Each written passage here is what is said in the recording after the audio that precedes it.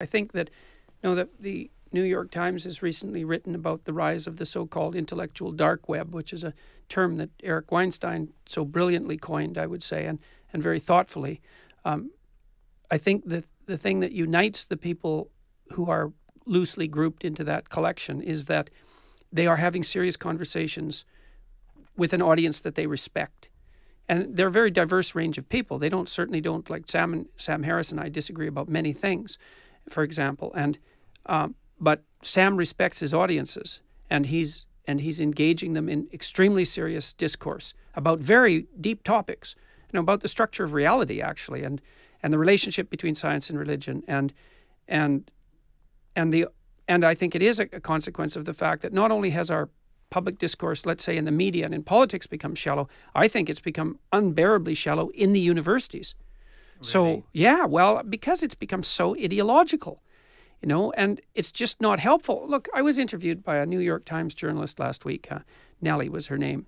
And she's going to publish this on Sunday. And she did a literature degree at Columbia.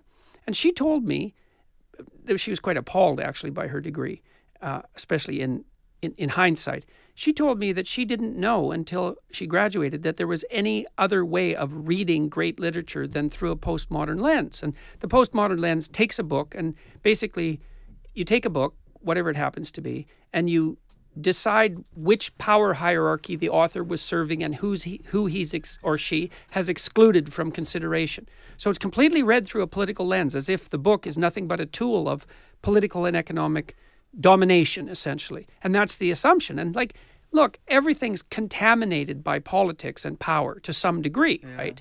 But that doesn't mean that there's nothing to art and literature except in service of group domination. It's an appalling way of looking at the world. It would be an extraordinary bias to bring to Jane Eyre. It would be difficult to sort of make sense of it through that lens. Though, of course, economics and politics, of course, important themes are going to be present in great works of art. But I'm interested. But there's still great works of art. That's the thing. And it's even with something as transient as comedy, let's say, you can't reduce comedy to the political or the economic. And comics who become too ideological, let's say, like musicians who become too ideological, they're just not funny anymore. Yeah. You have to be, you can have your viewpoint, left or right, that's fine, and people do, but you have to be able to transcend that viewpoint continually, and you have to be able to criticize it, because otherwise you're not amusing. You just become a demagogue of sorts. Yes, I would agree that once there's a rubric to which you become enslaved, that it becomes dogmatic, then there's no room for nuance, there's no room for hypocrisy, humour, the transcendent, mirth, chaos. These forces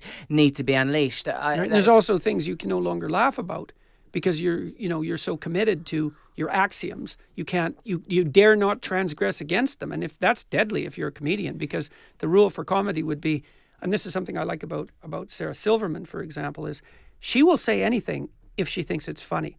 She's very daring in that manner. And I've heard her tell jokes that, really would curl your hair, but you can tell by watching her, something will pop into her head and part of her goes, geez, I don't know if I should say this. And then she'll say it. And it's often horribly funny, and horribly funny is a good kind of funny.